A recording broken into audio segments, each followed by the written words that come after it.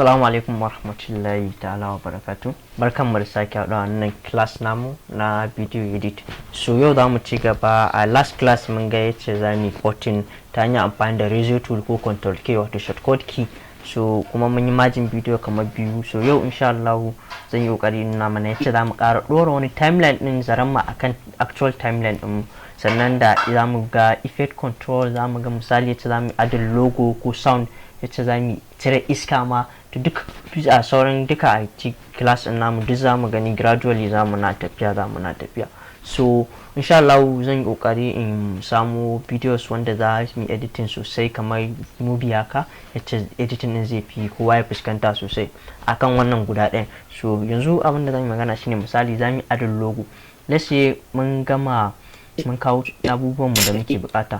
To idan kuna so ku preview akwai wajen keyboard ɗinku sai ku duba wajen keyboard ɗinku akwai wanda yake after escape a saman keyboard ɗin computer ku, in kuka sako ƙasa kafin tab inda numbers key suke 1 to 9 akwai dot kamar full stop, in kuka danna shine zai kawo muku full preview. kowanne biyu za ku iya bude shi full preview, za ku iya bude kowanne ta wuce so domin ku samu ganin wannan ɗinku sosai. So yanzu za mu duba mu ga abin in muka yi preview wannan shi ma. So misali a ce muna aikin mu muna so mu sa logo a cikin bidiyon mu, kamar muka yi preview wannan za mu sa logo a nan go. So muna so za mu ɗauko misali logo NIT haka, sai in clicking shi tunda hoto ne no need ko a ina wai zan sa, kun ga babu ne mai motsi ba, ko a ina zan iya sa masa makin da markout. Ko na zo ɗauko shi zan kun ga babu sound da ma zan ce drag sound only, zan ɗauko shi direct in ajiye a haka. Na zo kun ga na dora shi wannan bidiyon mu a B1 yake, shi kuma wannan a B2 yake. So in na zo haka na sa shi a B2 da kaina nake son logo na ya fito daga farkon nan go. So sai yanzu sai in haka in ja shi farko.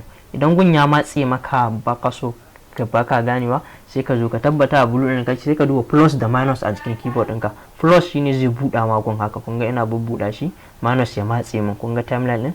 So idan na danna plus ina so in saita shi haka, kun ga ya saita yanzu. Sai in jawo.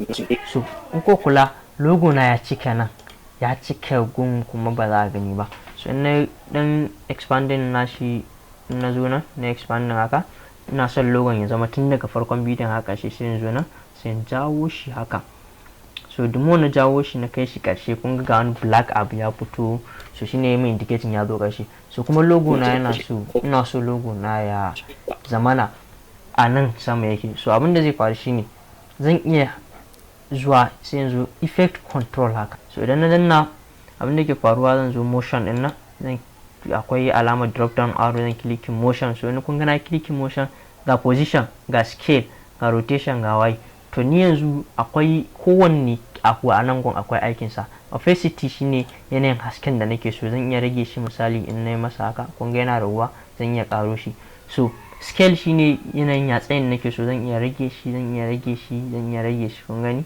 So sai position in duba ina nake so in kai shi, zan jawo shi. Idan nan side din ne kun ga yana increasing, zan iya sa number in na dan jawo gun ga wani hannu nan alamu, zan iya rubuta da keyboard kuma zan iya jawo shi in ta jan mouse ina kun ga ya kawo, ina ta jan mouse in yazo sai position na height kenan, sai in duba ga kun kasa sai in jawo baya shi kuma haka ne, kun ga yana raguwa da 200 da wani abun. In ina ja sai ya riga ja ga nawa yake tafiya, kun ga haka nayi placing logo dina. So wannan shine dan nayi preview, kun ga logo na gashi yanzu standard ya zauna inda nake so. Amma ba nake so ba zan iya canza masa kowanne abu.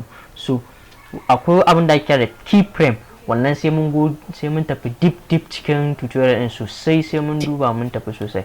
Shine irin wannan gashi. To in Allah da a bidiyo za ku gani a ta gaba. So yanzu muka playing wannan za ku ga abin da zai da kai speed ɗin kanan yana ƙasa da 2 ko 1 za ga computer ya. So kun ga in muka preview gaba ɗaya full G sosai sai full install. So logon mu gashi ya tsaya standard a inda muke so.